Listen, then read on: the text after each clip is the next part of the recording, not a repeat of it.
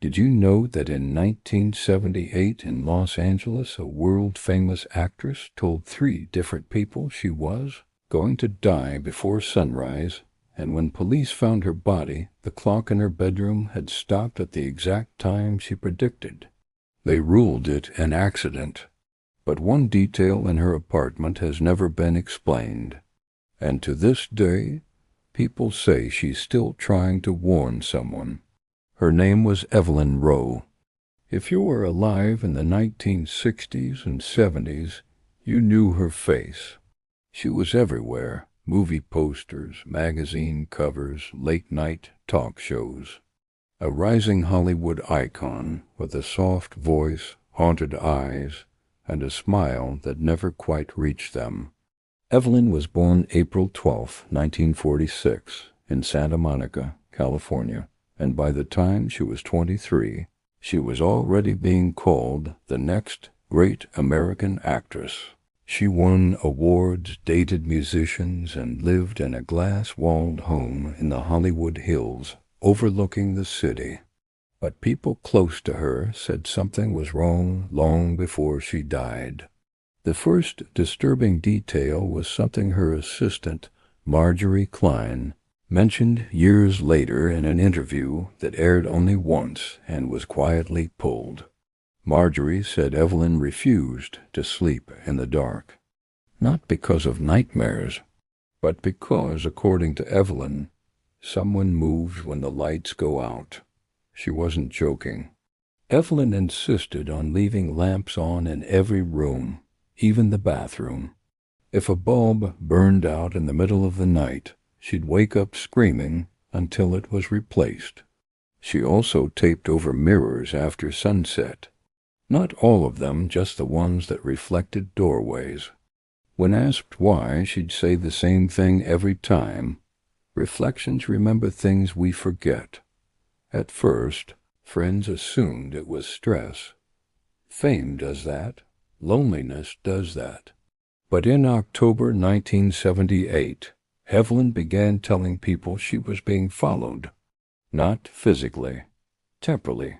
She said she felt like she was walking a few seconds ahead of herself, like something was always catching up.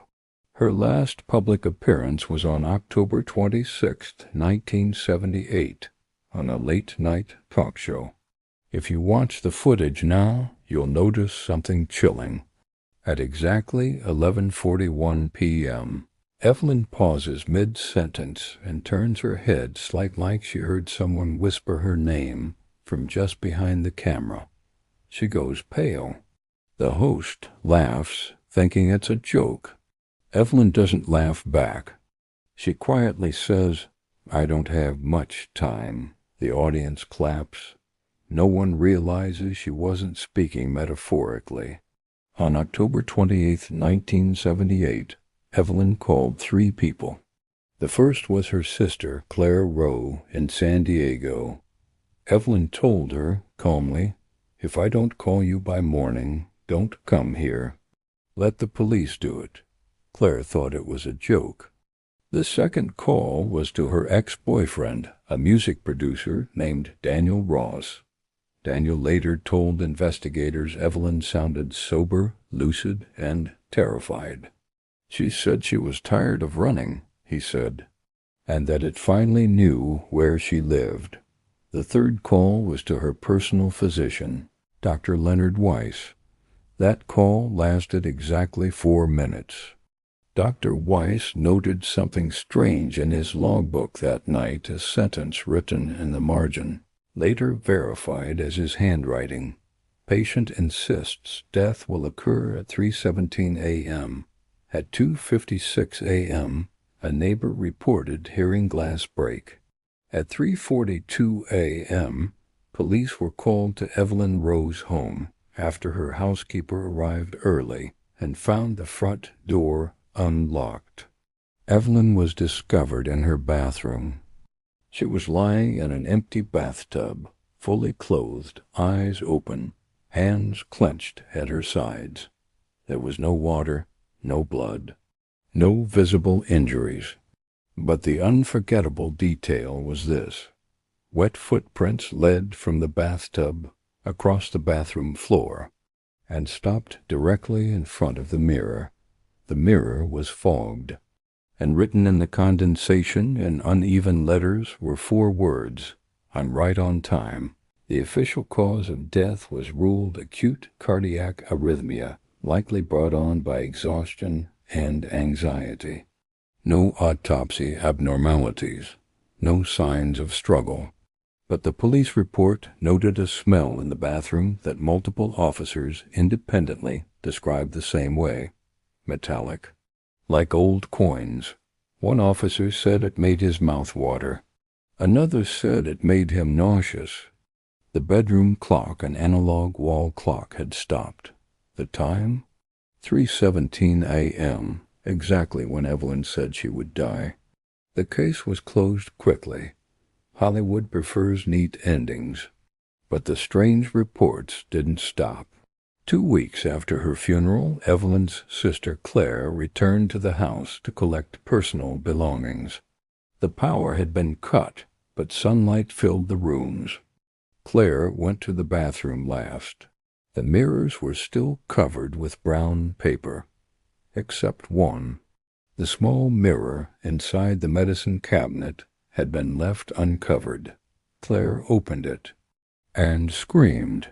Inside the glass, not written on it, but beneath the surface, was Evelyn's reflection, not moving, not blinking, just staring.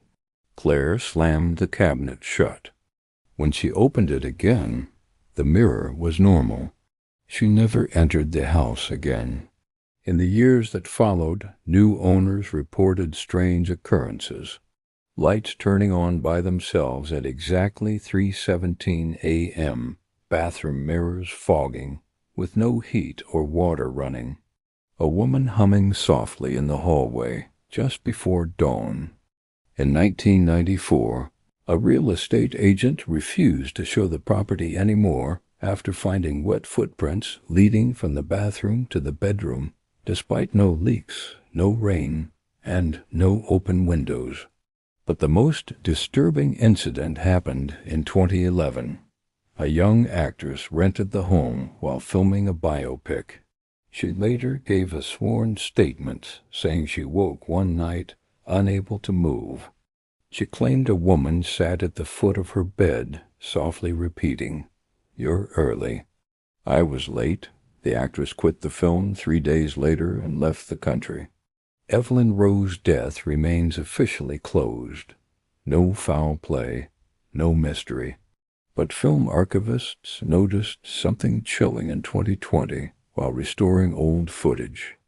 In Evelyn's final movie, released posthumously, there is a single frame, nearly invisible to the naked eye, a reflection in a background mirror. Not the camera crew, not the set, but Evelyn standing behind herself, staring directly at the audience. People who pause the frame say the reflection's mouth is open, as if whispering, "This happened in Los Angeles."